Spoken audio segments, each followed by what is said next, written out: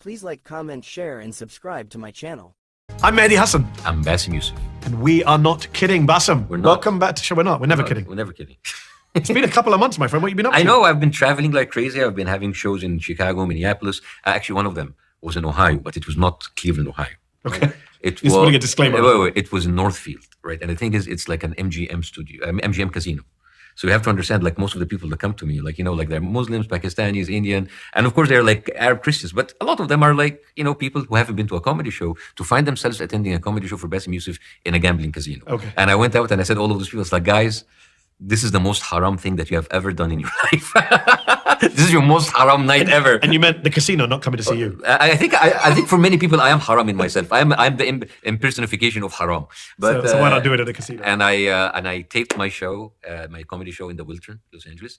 And I've been seeing you very busy. I'm seeing you going on Piers Morgan. That's like a beautiful gaslighting session. And I saw you picking up fights on Twitter. What's going on with you? Too many fights. That's why I came to talk to you. Why? You I don't have to fight. Why? With. But we like we need to. This has to be a kind of a therapy session. Therapy session. Yes. I think it's because we're very close to the election. We're going to talk about the election. I think the election has made everyone go crazy. I want the election to be done. I want to move on with our See lives. how we switched just to like go into the. No, dude. I want to see the person behind me. You want me to lie down? Come on. Should we get a couch? There's no couch. Actually, we must establish first where we are. Yes. We are in the Elgin and Winter Gardens Theatre in Toronto, Canada. You and I, we don't have enough time to see each other in the United States of America. Yes. So we managed to be in Toronto at the same time for different events. But I'm here. You are performing in a few minutes. Shortly after we finish chatting, you're going on stage for the Beast Tour. Yes. The Middle Beast Tour. The Middle Beast Tour. We sold out 5 shows in 2 days. And the reason we couldn't go to a third day, that it's Sunday and it's a Canadian Thanksgiving. Yes. Whatever the hell that means. I don't know what that means. I barely can understand American Thanksgiving. I have no Someone idea. will have to message us in the comments and let us know what is Canadian Thanksgiving. Yes, and so it's been cool, and I'm so glad that you guys are here. Mehdi attended my show in Washington, and I'm glad that you're here. We're gonna do this podcast, talk about stuff, and then we go have some laughs. We can have some laughs now as well, although the world is I don't know. pretty With depressing. you, Mehdi, I don't know. It's not my You're a fault. very depressing person. Now. I'm depressing because the world is Yes, depressing, but and I channel the world at you. The Bassem. difference between me and you that I can try to find the satire. You always just like go deep into Why depression. the hell do you think I set up a show called We're Not Kidding? Because I realize that about myself. But and I need people like yourself it's more about Rob your Delaney depression and others.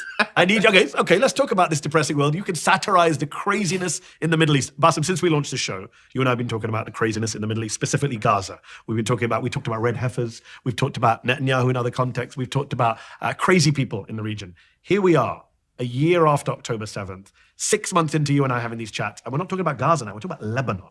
What is happening to Lebanon is insane. I don't think anyone imagined, I think the people of Lebanon imagined that we would be in this situation where, having pounded Gaza, genocided Gaza, we're now in Lebanon with 1 million people displaced. A beautiful country. I'm assuming I haven't been for many years to Lebanon. Have you been to Lebanon recently? Yes, I've been in Lebanon. Last time I was in Lebanon 3 years ago. So, and I've also had friends there. I've visited. I've been on their TV many times. The thing is, like, I don't see the surprise. I don't see the astonishment. I mean, Israel has proved for a whole year that they can do whatever the hell they want. Yep. I mean, nobody has imagined that what happened in Gaza, what happened on daily day in the West Bank, what happens in southern Lebanon, what happens in Lebanon. I mean, like, it could be, we can have a podcast a year from now talking about, oh my God, do you see what happened in Syria? Have you imagined? I mean, they are telling us in every step of the way, we want a Jewish state in Lebanon and in Jordan and in Egypt and Saudi Arabia. And it's not him. Because the Western media will try to frame this as, oh, he's just like one of the radicals, fringe extremist.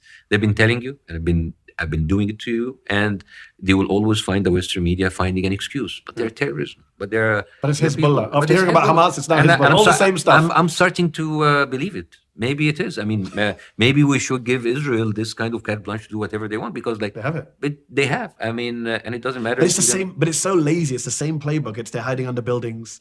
There's Hezbollah, human shields. They put rockets in apartments. This is the same narrative. It's not lazy if it's working. That's true. And also the fact that Netanyahu can go on stage and in the UN say, like, every kitchen have a rocket launcher.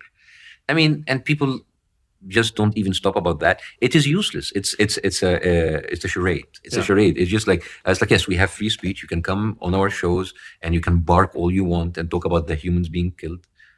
And we are going to pretend that we are listening to you, and we're just going to do that. We are the free world. We're allowing you to say exactly. You're free to say what you want, but we're free to do what we want. Kill what you want, which is exactly what the regimes in the Middle East has always doing. Yes, you're free to say what you want, not in our presence, and we're free to say and do and what you want. So really, America is not that very different. Well, Israel is a very Middle Eastern regime then. No, but it's Israel could have never done that without America. Of course. And I think whatever you want to talk about, the American elections, the pagers, the Hezbollah, the Lebanon, the Gaza, we cannot really pretend that this is just happening and America is not on that. Agreed. And that they're talking about Iran proxies, Yeah.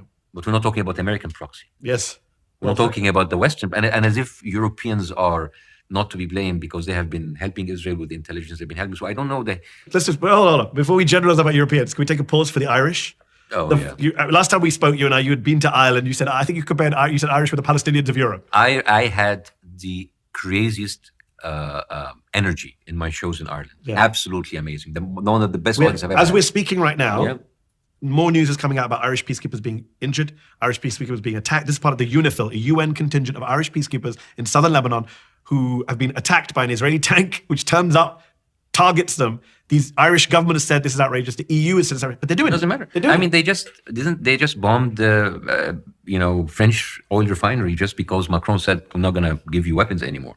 So it's just like basically it's a bulldog that America is setting free on the region, and it just I mean, they must have taken some pleasure in targeting the Irish because that is one country in Europe that has stood up to them. yeah, and the French, and it's this, and tomorrow it's the Americans. It's not like I want to actually ask you about something because one of the narrative that's always like, there is American blood on Hezbollah and Iran, right?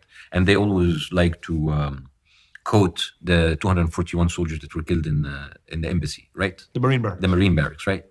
But here's my question. I'm sure that you're aware of that book, By Way of Deception, by Viktor Ostrovsky. I'm not. Okay, so Viktor Ostrovsky, he was an ex-Mossad, and his book was published in 1991. And he was a Mossad officer, and he talks very, very, very openly about how Israel had absolute information about the Mercedes truck that drove into the Marine Corps. And it did not relate to the Americans. And the head of the Mossad, Shin Bet, at the time, he said, like, they are a big country and they shouldn't have involved themselves in what they shouldn't be. And this book, there was a gag order by the Israeli government on it not to be released in 1991. Now, here's the thing. If you go to Wikipedia, you will see a very, very, very heavily edited pages about Viktor Ostrovsky being deranged, never been in the Mossad, never been. And of course, we have videos for Naftali Bennett when he was working with the Wikipedia editors in Israel saying that we want to equate Wikipedia to be as fair and as Zionist as possible. Moetzet Yesh, in conjunction with My Israel, has arranged an instruction day for wiki editors. The goal of the day is to teach people how to edit in Wikipedia, which is the #1 source of information today in the world. As a way of example, if someone searches the Gaza flotilla, we want to be there. We want to be the guys who influence what is written there, how it's written, and to ensure that it's balanced and Zionist in nature. Wikipedia has become a ground for all sorts of political battles, including Middle East battles. I'm just saying that the people in the West are very, very, very very interested in talking about the blood of American soldiers, but they never talk about the blood of American soldiers on Israeli hands. Whether it was USS Liberty is a very famous example. USS Liberty, the 1967 whether the Lavon affair that happened in Egypt in 1954, I'm sure that you're aware of it, where Israel has denied it for 51 years and then sent them certificate appreciation. We don't need to go back to the 50s or 60s, Bassem. They're killing Americans in the West Bank. Yeah. They killed an American Turkish. No, but they're citizen in the West Palestinians. They Bank. don't count. Well, this is a Turkish American. It's even less. Yeah, They don't count. They don't count. They don't count. Well, Rachel Corrie was a white American woman. She's a lefty peace. She's a useful fool. Yeah. As Ben Shapiro would say. I mean, there's multiple Americans have now been killed. They had an American citizen from Michigan killed in Lebanon. And the reaction of the State Department, I don't know if you saw, they said, well, he's not an American, he's a permanent resident. Which A, wasn't true, he was a citizen. And B, even if he was a permanent resident, is that okay for our permanent residents? I remember I was getting very angry at Saudi Arabia for killing Jamal Khashoggi, who was an American citizen, but he was a permanent resident, he was a resident in Virginia. So yeah, you're right, we don't talk enough about that. It's interesting you brought up Lebanon, 83 and 82 in the Marine barracks. For me, Lebanon in the early 80s is an absolute analogy. And you said you saw me go on Piers Morgan. One of the points I made on Piers Morgan was about the 1982 war, which created Hezbollah. But what's interesting is Ronald Reagan was president in the early 80s, Bassem. Ronald, hero of the conservatives, most patriotic president, Rambo movies.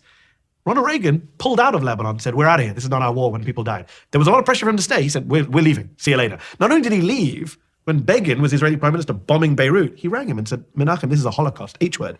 He said, this is a Holocaust. Can you imagine an American leader today accusing Netanyahu of a Holocaust? it would be the biggest, people would lose their minds. He rang him up, he said, it was a Holocaust, you need to stop this. And in 20 minutes, the Prime Minister of Israel stopped the bombing of Beirut. Joe Biden, and this was one of the great stains on his record forever, refused to do that for a year. So what happened? What changed? I mean, what happened since 1980s to now? It's a great question. And I think it is the cancerous growth of AIPAC and the other Certainly views that were more mainstream in the early 80s, 70s, 60s, I think are now become taboo. Things that Ronald Reagan could say, Joe Biden can't say. Yeah, and it's a weird disconnect, because actually the public and young people have become more critical of Israel, but the political class has become more pro-Israel. But it doesn't matter, because those politicians don't get their campaigns funded by the public. They don't get funded by the college protesters. Yeah. They are not important. Their loyalty to the military, pharmaceutical, evangelical, and Israel. And the fact, if you have something like AIPAC that funds 80% of Congress, what does that tell you? It tells you that our American government is not for the American people. And this is why I have maybe a disagreement with your position. Okay, what's my position? And I don't want to be assuming, but I know that you got a lot of heat for supporting Harris, or at least wanting to stop Trump. My position is stop Trump. Stop Trump. And for you, stop Trump. Who's a big character in your show today, I know. And for me, when people tell me Harris or Biden, I said Harris or Trump. At the beginning, I said I want Biden to lose, and then I say it doesn't matter. It really doesn't matter. And I'm really I came to America a few years ago, and I became a citizen in 2019. And the first thing I did, they gave me this form to register as a voter, and I was very excited. I voted in the local elections in my city. I voted the congressman. And then I say it doesn't matter anymore. It doesn't matter, and I know I understand why people were disenfranchised in the Middle East, because they know that my vote doesn't matter, your vote doesn't matter, because our tax money is being given to finance a war that we didn't vote for, because those politicians are being funded by people we didn't approve. You have Republicans and Democrats fighting tooth and nail on abortion, gun rights, climate change, education, healthcare, but 100 to 0. Did you ever see the clip of Nancy Pelosi, where I think we can play it? She says, she's with Chuck Schumer, and she says, if Congress burned to the ground, the only one issue we'd still agree on is Israel. Her words. I have said to people when they ask me, if this Capitol crumbled to the ground, the one thing that would remain is our commitment to our aid, and I don't even call it aid, our cooperation with Israel. So if that is the truth, so we need to really reconsider and recalibrate the country that we're living in.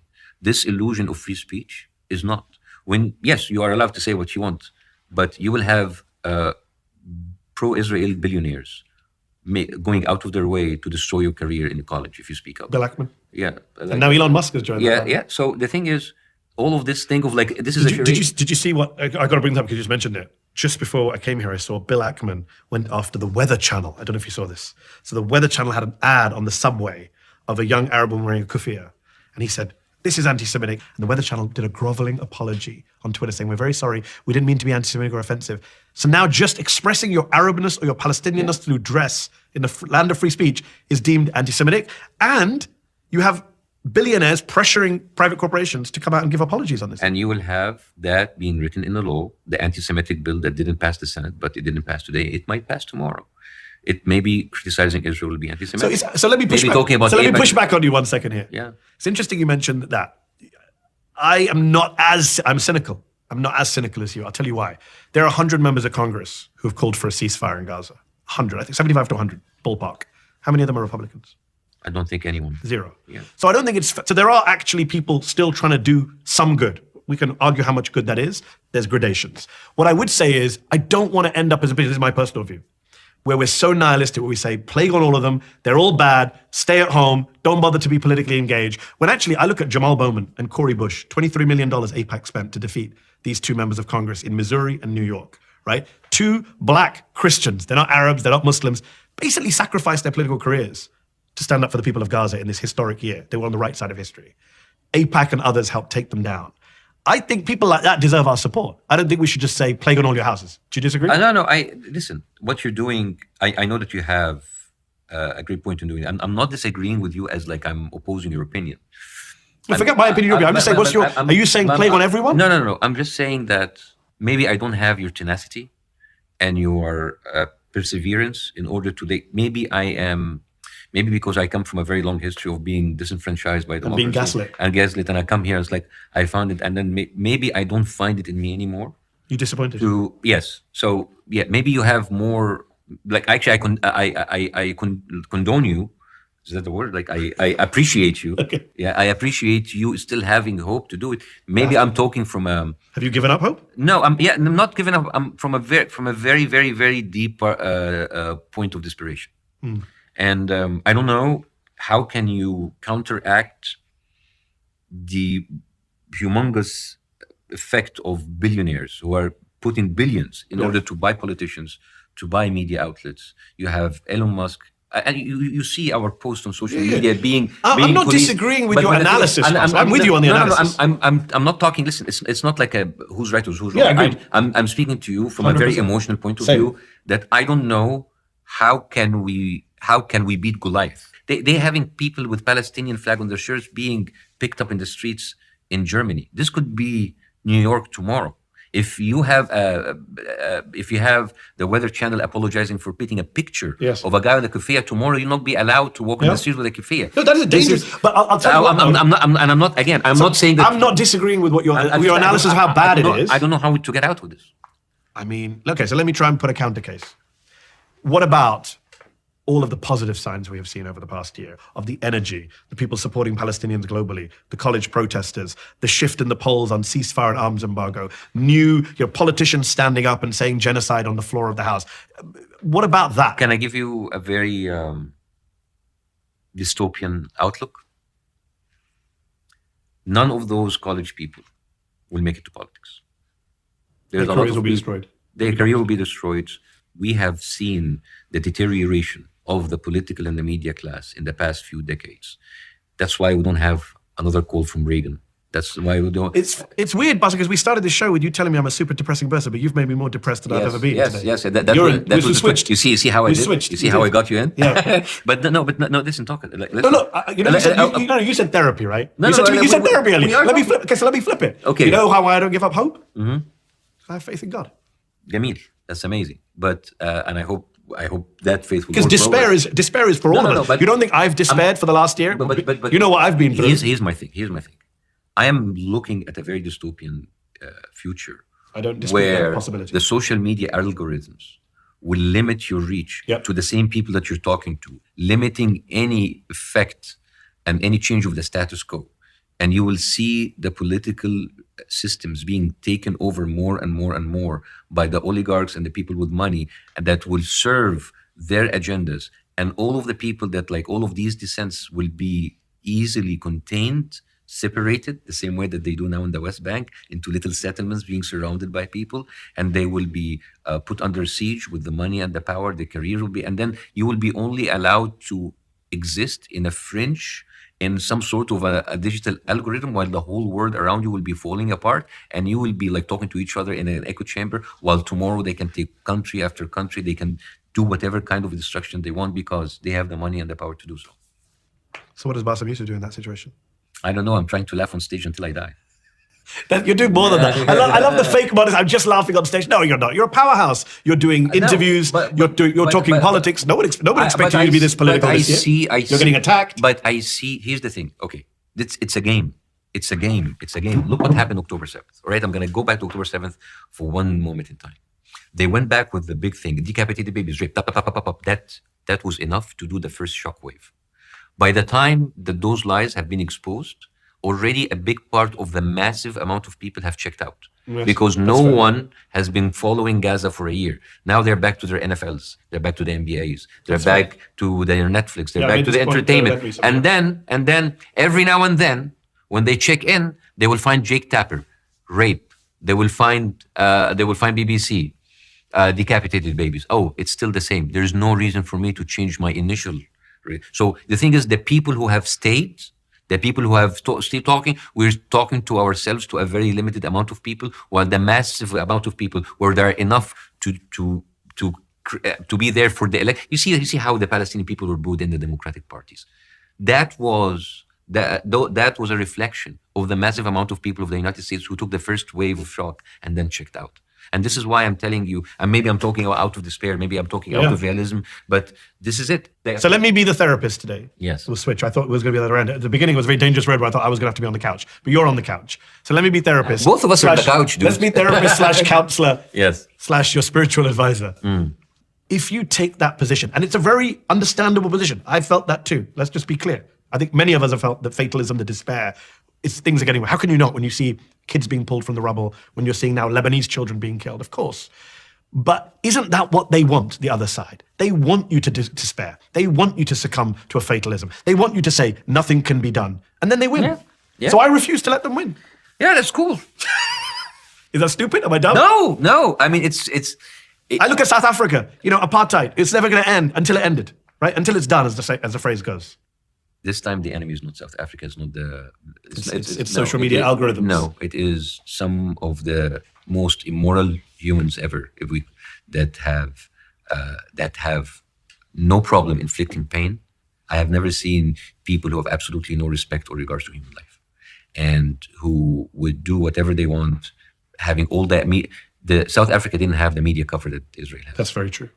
This is what we have is a huge monster, a nuclear monster that is being protected by a bigger monster. And they are inflicting all of the pain. I mean, you take one look of the White House spokesman and how the smug on their faces and how they look at you and how they just like, they give you the no answer. The racism and the dehumanization forget about the isms. Forget about the isms. This is like an absolute domination and absolute disregard of human life. And they have people tweeting, "I stand with Israel" more than they tweeted their solidarity with the people in North Carolina for the hurricanes. It's just, they're telling you we care about Israel more than we care about the American public, and they're still in power. And just like my thing is like, how can they engineered this scene for everybody to see, and still people are okay with it? I don't think people are okay with it, but as you say, there's a disconnect, right? The media and politics is not representing the people. That's part of the crisis, the breakdown in trust. You go back to the Iraq War, the financial crisis, multiple episodes where there's a huge gap between the people in power and the people on the streets.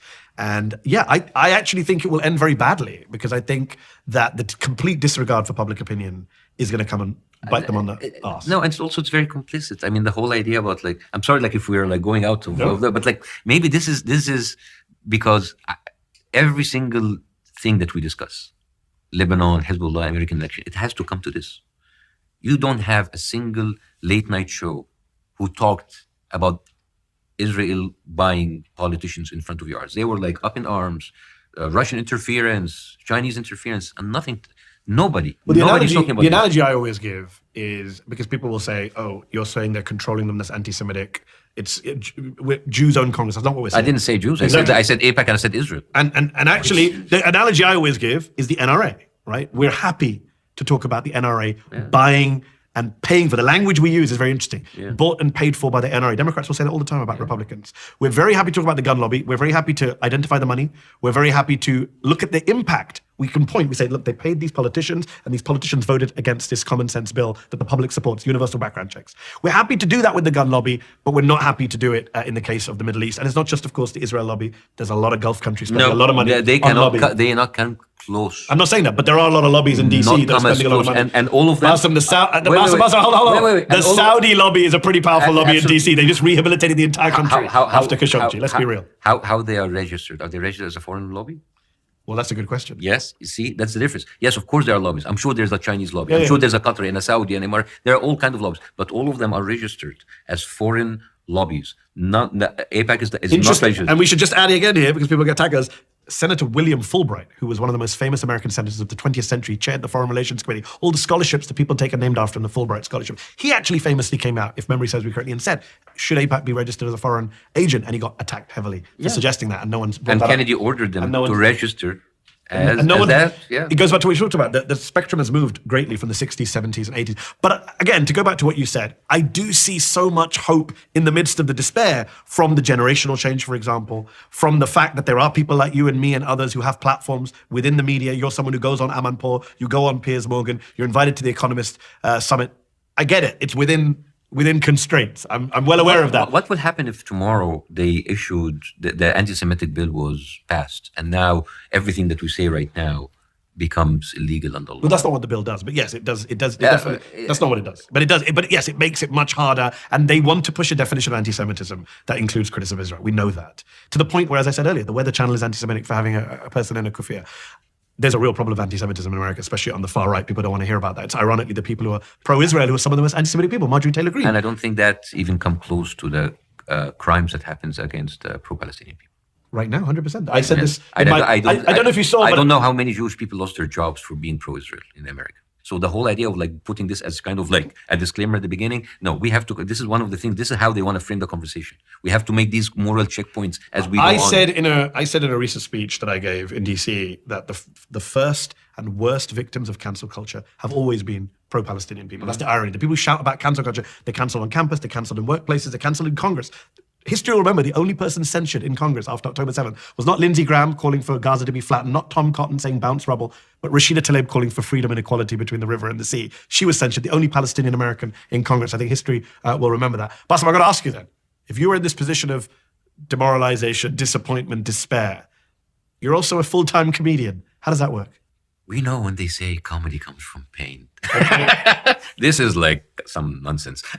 Is it? No, actually, it does. It helps. Sometimes being so cynical about stuff, and you go, people actually laugh out of pain. Sometimes, in comedy, there's something called tension and release, and the biggest the tension, the biggest the release. That's why when you see comedians go into very serious monologue and end it with a huge punchline, it's the laughter is always the biggest, because it's like a rubber band that you pull it to the end, and then it releases with a huge laughter. So it makes me sometimes it helps with material, but sometimes it's very painful because you have to write jokes while you are actually on a personal level in real life very disenfranchised of their disappointment of what's happening. So. Is that what you found this year since October 7th? Yes. I mean, like I'm been very grateful with all of the support and stuff, but like deep inside of us, like I don't know, are we?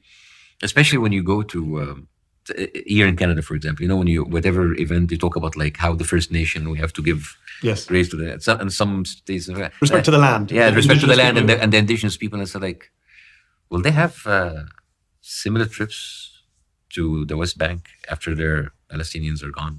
And then we'll have to scan our memories to have it's very painful. It's very painful because I see the empty gestures and the hypocrisy. Well, you know what they say about the US, right? The United States has a Holocaust Memorial Museum in DC, which is a very powerful place. I've been there. It's heartbreaking. But it's interesting that they don't have a memorial for their own Holocaust, their own genocide against the Native Americans, which is a great irony in the US. But I think the key here is, as you said, it is the hypocrisy of respecting things in the past with the indigenous rights, but not in the present, being complicit in a genocide now in a way that people don't still want to talk about over a year in. That, for me, is really heartbreaking, where I've really despaired a year in, is that we are now a year in. No one expected it to be a year. And a year in, with all the deaths, with now the expansion to Lebanon, the same tropes, the same talking points, and yet people can still blindly defend it, still justify it, or still look away, as you say, tune out for the basketball or the football. They use the same exact narrative. Oh, but they're terrorists. What can Israel do? How can they defend themselves? Just such bullshit. Are you going to change? No. What you're doing? Remember when you asked me the first time we did a podcast, you tell me, what do you keep doing? It's like, if you're going to kill me, at least I'm allowed to scream. So I'm just screaming until I die. Or laughing until I die, maybe better. Or both? Yeah, or both. Yes. You really are sad. It's the first time I've seen you smile. No, I have to smile because I have to go on stage right now. No, but it's just like, I don't know, Mehdi. I don't know. Like, and even when I get an interview, I find myself saying the same thing. And then it's not entertaining, but like, it's not meant to be entertaining. And I find myself into this kind of like crossroads of war and entertainment and comedy and realism and fact checking. And it's a weird. You said that comedy is about tension and relief for the crowd that listens to the gag. What about for you? Is it a relief for you? Oh yes, of course. Because when they laugh, that's paying for my therapy. Not paying for your therapy. What about the actual on-stage therapy? Being there in the moment. Being there, listening to them laugh. I mean, this is why. That's what you're going to do today. Yes, of course. After depressing the hell out of me, yes, you're going to go make some other people laugh. Laugh. Yes, because this is how much I love you. You get to see the real me. And as I go on stage and I get ready and I crack my jokes, and hopefully I will hear the people laugh with my opening joke, and we go on through an hour or an hour and a half laughing. At least that is catharsis. that is catharsis. That is something that at least people get a little bit of a relief, even for a while. Maybe I'm not a surgeon anymore. Maybe it's temporary painkillers, temporary relief, but it's a relief at the end. And if I can do that for the people, even for an hour, maybe I'm good with that. Please like, comment, share, and subscribe to my channel.